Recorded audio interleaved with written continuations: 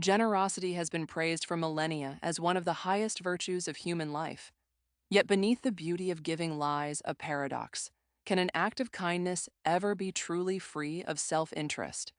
Philosophers, theologians, and writers have wrestled with this question, offering competing visions of generosity's meaning.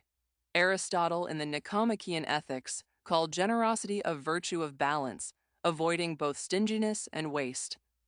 Immanuel Kant insisted that true moral worth requires giving from duty, not desire. Nietzsche, on the other hand, argued that acts of altruism often mask hidden drives, the will to power or the longing for recognition. Religious traditions illuminate generosity as sacred duty. In Christianity, Jesus teaches that giving should be done in secret, without seeking praise.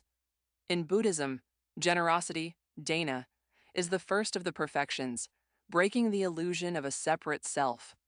In Islam, zakat is not merely charity, but purification, a binding obligation that defines the faithful. Each tradition insists that giving is more than a transaction. It is a mirror of the soul's relationship to truth and to others. Literature, too, reveals giving's complexities. Dickens' A Christmas Carol shows Scrooge's transformation as generosity awakens his humanity. Dostoevsky's The Brothers. Karamazov ties giving to redemption, with characters wrestling over what it means to love one's neighbor. Tolstoy, in What Then Must We Do?, questions whether charity can address systemic inequality or whether true giving demands radical change. This episode asks, is giving ever truly selfless, or does it always reflect some hidden desire for reward, relief, or recognition? Perhaps the paradox is part of the answer. Generosity is at once selfless and self-interested, both transcendent and deeply human. In exploring this tension, we uncover the profound meaning of giving as one of humanity's most enduring mysteries. Philosophy begins its inquiry into generosity with a paradox. Giving can appear both noble and suspicious. Aristotle described generosity as the golden mean, neither miserly withholding nor reckless spending, but a balanced disposition that cultivates harmony. Immanuel Kant, however, raised the stakes by arguing that true morality requires us to act from duty alone. If we give because it feels good, Kant would claim, the action may be kind, but it lacks moral purity. Nietzsche, in sharp contrast, dismantled the idea of pure altruism altogether. For him, giving often masks power, pity, or pride, exposing the hidden ego beneath generosity's surface. Religious traditions likewise debate whether giving is truly selfless. Christianity insists on secrecy. In Matthew 6, Jesus warns against giving for recognition, teaching that genuine charity is seen only by God. Buddhism treats giving as an antidote to attachment, freeing the giver as much as the recipient. Islam formalizes generosity as zakat, a spiritual obligation that purifies wealth and strengthens community ties. In each case, the question of motive is central. Is giving for others, for God, or ultimately for oneself? Literature dramatizes this paradox. Dickens portrays Scrooge's generosity as transformative, but still tied to his personal redemption. Dostoevsky probes whether acts of kindness are ever free from self-consciousness, while George Eliot's Middlemarch shows how giving can both uplift and entangle the giver in webs of desire. The paradox remains unsolved because perhaps it cannot be solved. Giving is both selfish and selfless, both moral and practical. What matters is not stripping generosity of its contradictions, but learning to live within them. This duality gives generosity its depth and mystery. Religions across the world elevate generosity as a spiritual act, but each frames it in distinct ways. In Christianity, giving is tied to humility. Jesus instructs his followers to give in secret, where only God sees the act. Paul, in his letters, describes generosity as cheerful giving, a reflection of divine grace. Augustine considered giving an imitation of Christ's sacrifice, where love transforms duty into joy. In Buddhism, generosity is the foundation of the path to enlightenment. Known as dana, it is the first of the 6 perfections, cultivating non-attachment and compassion. The Buddha himself often responded to deep questions with silence, but when it came to compassion, he taught through acts of giving. Every offering, food, shelter, or kindness loosens the bonds of ego, bringing giver and receiver closer to awakening. Hinduism also treasures giving. Dana, or sacred gifting, is seen as part of dharma, the righteous order of life. Giving aligns the individual with cosmic harmony, transforming the act into a duty to gods, ancestors, and society. In Islam, generosity is institutionalized as zakat and sadaqah. Zakat ensures that wealth circulates and purifies, binding community together, while sadaqah represents voluntary giving, motivated by compassion and devotion. Jewish tradition, too, emphasizes giving through tzedakah. Unlike charity framed as optional kindness, tzedakah is a form of justice, an obligation that ensures fairness.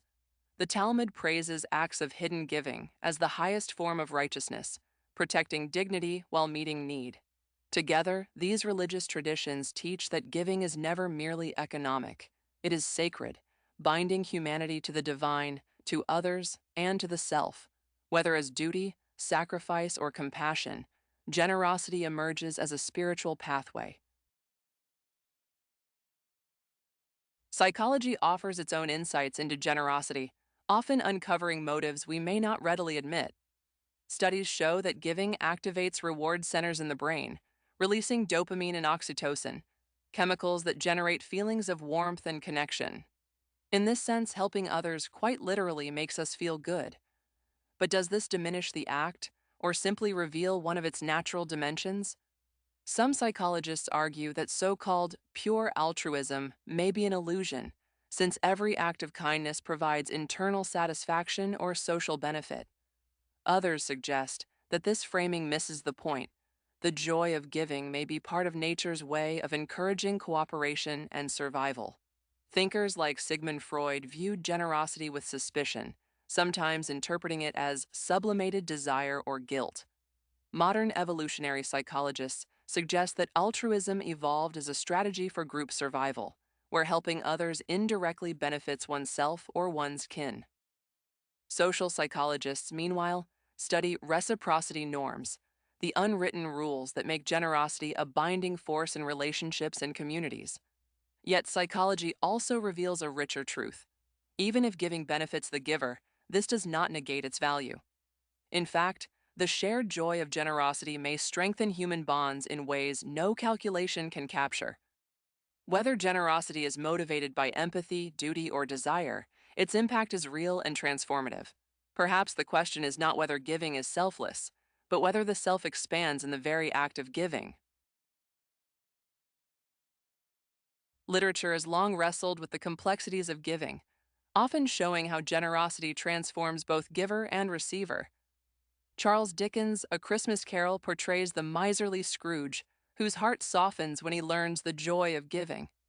Here, generosity is less about duty and more about redemption, a chance to recover one's humanity. Dostoevsky's The Brothers. Karamazov reveals a darker struggle, where generosity is entwined with suffering and moral conflict, asking whether true love for one's neighbor is ever free from self-consciousness. George Eliot's Middlemarch shows that generosity can entangle as much as it liberates. Dorothea Brooke's well-intentioned gifts sometimes complicate lives, suggesting that giving is rarely simple. Leo Tolstoy, in What Then Must We Do, confronted the limits of charity, asking whether acts of kindness are enough in a world of systemic poverty. For him, true generosity may require structural transformation, not just individual acts. Poetry, too, reflects on giving. Khalil Gibran writes in The Prophet that, "You give but little when you give of your possessions. It is when you give of yourself that you truly give." Here, generosity becomes not an exchange of goods, but a revelation of the soul. Rainer Maria Rilke, in his letters, likewise suggested that giving arises not from abundance, but from inner necessity. Literary portrayals remind us that generosity is not a single act, but an unfolding drama.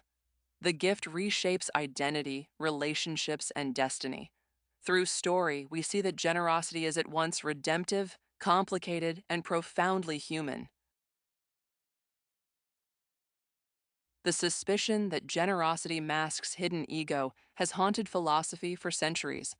Nietzsche argued that acts of kindness often arise not from love but from weakness, guilt, or the will to dominate.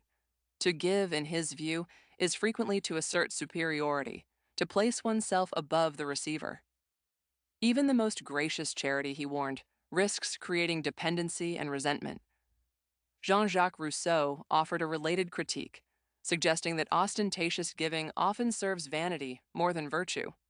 Modern critics echo this concern, pointing to philanthropy by the wealthy that sometimes secures influence or absolves conscience while leaving inequalities intact.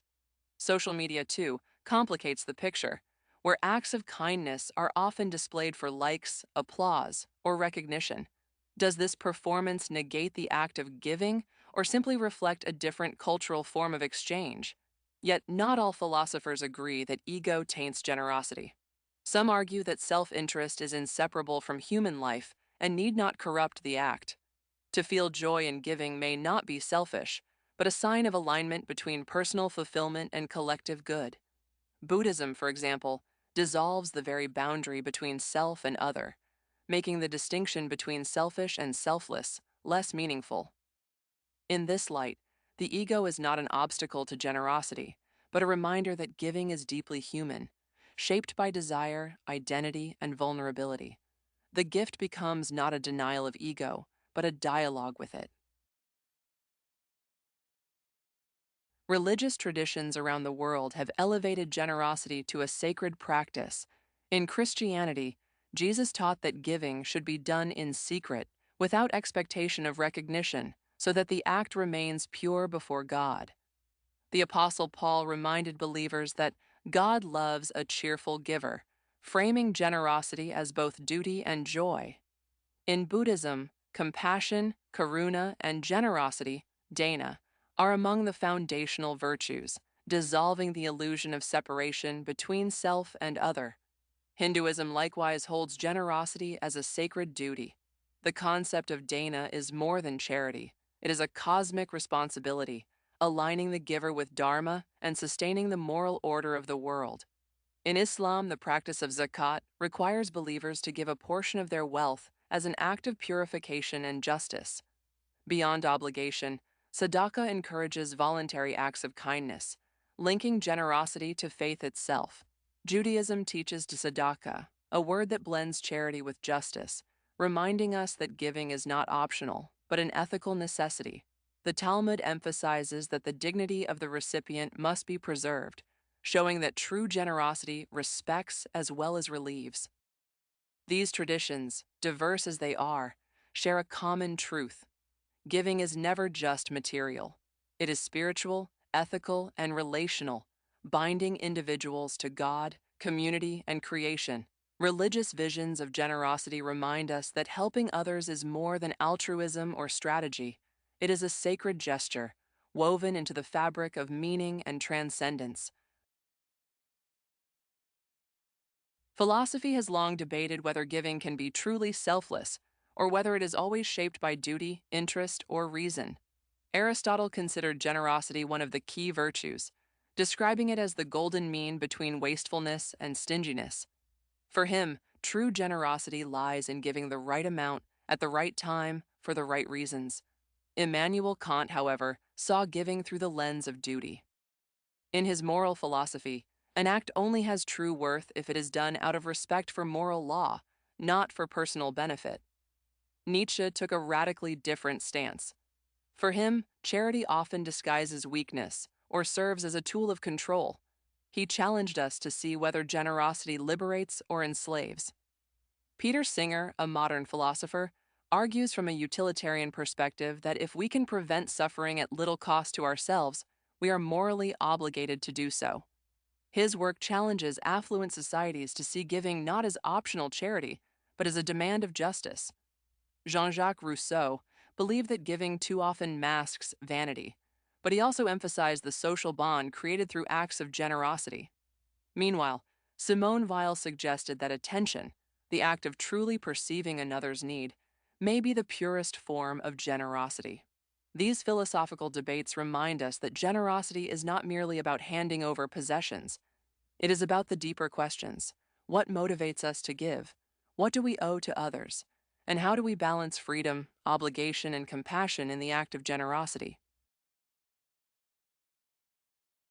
The paradox of giving lies in the tension between selflessness and self interest.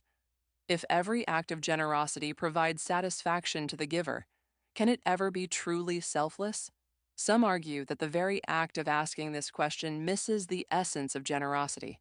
If helping another brings joy, why should that joy discredit the act?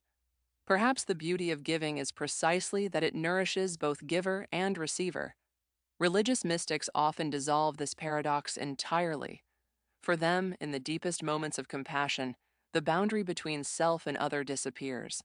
To give is simply to participate in a greater unity. Philosophers, however, continue to wrestle with the question. Kant insists that only when we give without expectation can the act be morally pure. Nietzsche, ever the skeptic, warns that this ideal is unattainable, that even purity masks hidden will. Psychologists, meanwhile, note that the paradox may not be a flaw, but a feature.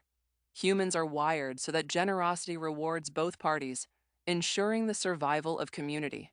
Literature echoes this complexity. Hugo's Les Miserables portrays Bishop Myriel's generosity to Valjean as both selfless grace and a transformative gift that reshapes destinies. Perhaps the question is not whether true selflessness exists, but whether we can embrace the paradox itself. Generosity may be most powerful when it reveals that self and other, ego and love, duty and joy, are not opposites but inseparable. In today's world, generosity takes countless forms, from small daily kindnesses to massive philanthropic efforts. We see individuals donating to humanitarian causes, volunteers giving their time in disaster relief, and strangers offering food, shelter, or compassion to those in need. Technology has also reshaped giving, with crowdfunding platforms enabling millions to contribute directly to personal causes, medical bills, and creative projects. These microdonations reveal a collective power, the recognition that even small acts, when multiplied, can change lives. At the same time, large-scale philanthropy plays a major role in shaping education, health, and global development. Yet critics ask, when billionaires give, is it generosity or influence? Are they alleviating suffering or reinforcing systems that made them wealthy in the first place? This tension reflects Rousseau's concern that giving can be entangled with vanity, power, or control. Still, modern psychology affirms that generosity remains transformative. Studies show that people who engage in giving report greater happiness, stronger communities, and even improved health outcomes. The so-called helper's high suggests that humans are wired for connection, with generosity serving as both moral compass and survival instinct. Whether anonymous donations or public gestures, quiet caregiving or bold advocacy, acts of generosity in our time continue to remind us that giving is not a relic of tradition, but a living, evolving force. The question of motive remains, but the impact, relief, solidarity, and hope is undeniable. While generosity is often celebrated, it can also carry hidden costs. Giving without boundaries can lead to burnout, resentment, or even exploitation. Caregivers, for example, often give endlessly of their time and energy, sometimes at the expense of their own health and well-being. Literature and psychology alike warn us of this danger. In George Eliot's Middlemarch, Dorothea Brooke's generosity, though noble, sometimes entangles lives in unintended ways. Psychologists today describe a similar phenomenon as compassion fatigue, where constant giving drains emotional reserves. Religious traditions also recognize these risks. Christianity warns against giving from pride or compulsion rather than love. Buddhism encourages generosity, but balances it with wisdom, ensuring that giving does not perpetuate harm or imbalance. In Islam, zakat and sadaqah are framed within justice, ensuring that generosity uplifts rather than exploits. Philosophically, Simone Weil argued that true generosity requires attention, seeing the other as they truly are, not as projections of our own needs. Without this awareness, giving may reinforce ego rather than dissolve it. Nietzsche, as always, sounded the alarm that generosity can mask hidden motives of control or superiority. To confront these challenges is not to diminish generosity, but to refine it. True giving must honor both self and other, creating relationships of respect rather than dependence. In this sense, the shadow of generosity reminds us that the gift must be thoughtful, humble, and life-giving. One of the deepest questions about generosity is whether it should be seen as charity or justice. Is giving a voluntary act of kindness, or is it fulfilling an obligation we already owe to others? Philosophers like Aristotle framed generosity as a personal virtue, while modern thinkers like Peter Singer insist that in a world of vast inequality, giving is a moral necessity, not a choice. Rousseau similarly argued that social bonds create obligations, blurring the line between gift and duty. Religious traditions also reflect this tension. In Judaism, tzedakah literally means both charity and justice, showing that generosity cannot be separated from fairness. In Islam, zakat is not a voluntary donation, but a required act, part of the fabric of communal life. Christianity blends both views, encouraging generosity as a personal act of love, while also envisioning a world of justice where the poor are lifted up. Literature offers its own insights. Victor Hugo's Les Miserables portrays Bishop Myriel's gift of candlesticks not only as mercy, but as an act that restores justice to Valjean's life. Tolstoy went further, asking whether charity alone can address systemic poverty, or whether true giving requires transformation of society itself. The tension between charity and justice persists today. Philanthropy, policy, and activism all raise the question, is generosity enough, or must we move toward deeper structural change? Perhaps the highest form of giving is not only alleviating suffering, but dismantling the systems that create it. Generosity has the power to transform both giver and recipient. Acts of giving can inspire hope, rebuild trust, and create new possibilities. In literature, Charles Dickens' A Christmas Carol shows Ebenezer Scrooge's journey from greed to generosity, illustrating how giving reshapes identity and perspective. Similarly, in Khaled Hosseini's The Kite Runner, acts of compassion have ripple effects, healing wounds that words alone cannot. Philosophers argue that giving can be a moral exercise. Aristotle described generosity, eleutherias, as the balance between stinginess and wastefulness, a practice that cultivates virtue. Kant suggested that moral worth arises not from the benefit of an act, but from the principle behind it. Even modern psychology finds that altruistic behavior enhances empathy, increases life satisfaction, and strengthens social bonds. Religious perspectives echo this transformative potential. In Buddhism, the practice of dana, giving without expectation, purifies the heart and reduces attachment. Christianity teaches that giving mirrors divine grace, fostering humility and love. In Hinduism, selfless giving, tyaga, is a path towards spiritual liberation. Importantly, transformation is not one-sided. Recipients of generosity often gain dignity, agency, and inspiration to give in turn. Communities strengthened by generosity demonstrate resilience and solidarity. In this sense, giving is a dynamic process, a continuous loop of connection, recognition, and growth. The paradox remains: the giver may experience joy or satisfaction, but this does not necessarily negate selflessness. Instead, it shows that giving is relational, embedded in the human web of mutual need, trust, and care. By embracing this complexity, we see that generosity is simultaneously personal, social, and transformative. Can anyone give entirely without self-interest? This question has fascinated thinkers for centuries. Philosophers like Hobbes argued that even apparent altruism is ultimately motivated by personal gain, recognition, relief from guilt, or reciprocity. Nietzsche cautioned that acts of charity might mask subtle egoism, yet others, such as Adam Smith, acknowledge that empathy and moral imagination can lead to acts that transcend pure self-interest. Literature often explores this tension. In Victor Hugo's Les Miserables, Jean Valjean gives freely, risking himself for others, yet Hugo reveals the inner struggle and moral reasoning behind his choices. Tolstoy's Resurrection portrays characters confronting the gap between intention and impact, suggesting that selflessness is a striving rather than a fixed state. Religious traditions similarly grapple with human motivation. In Christianity, the call to love one's neighbor acknowledges human imperfection but encourages striving for genuine generosity. Buddhism's Dana emphasizes detachment from outcome, cultivating a spirit of giving not bound to personal gain. In Sufi Islam, acts of charity are meant to purify the heart, showing that intention, not just effect, shapes ethical value. Psychologically, studies show that while humans rarely give with complete neutrality, acts of giving still strengthen relationships, community trust, and personal well-being. Recognizing the coexistence of self-interest and compassion does not diminish generosity. It makes it richer, more authentic, and sustainable.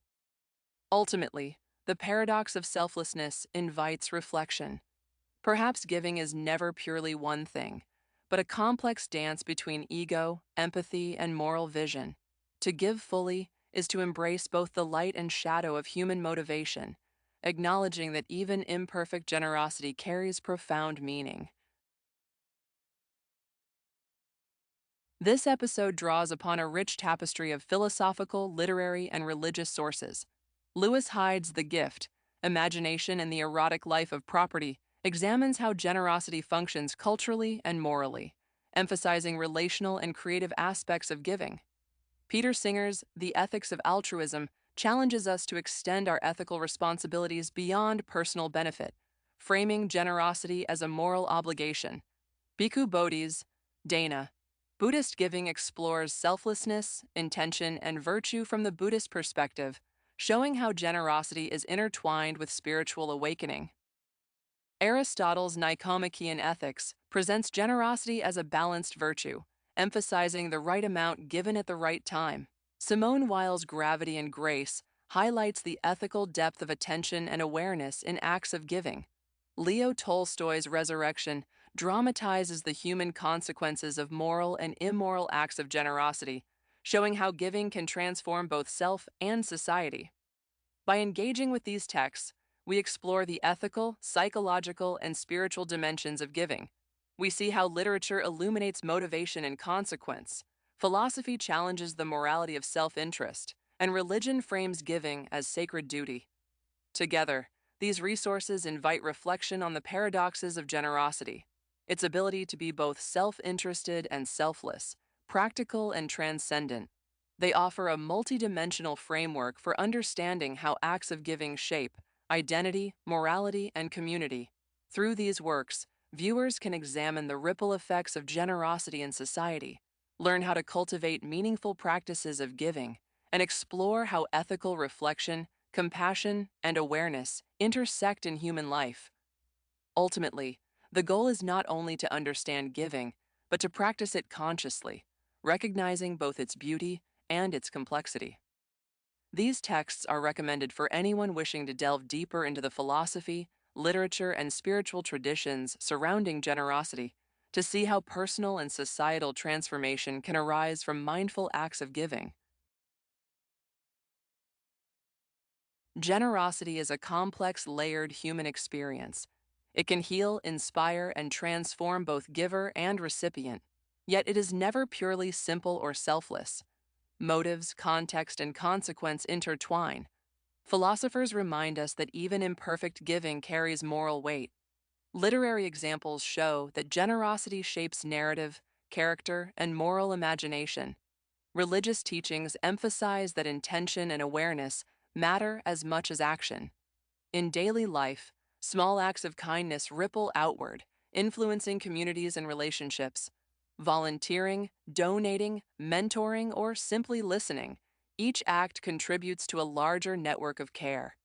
Modern psychology demonstrates that generosity enhances well-being, strengthens trust, and fosters resilience.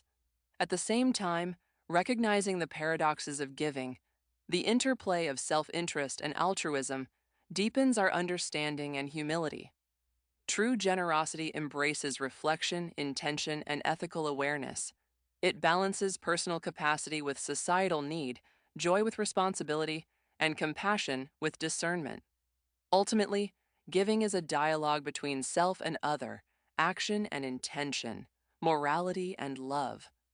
When we embrace generosity in this full, conscious way, we participate in a cycle of connection and transformation that reflects the very best of human potential. The gift of giving is therefore both an ethical practice and a celebration of shared humanity,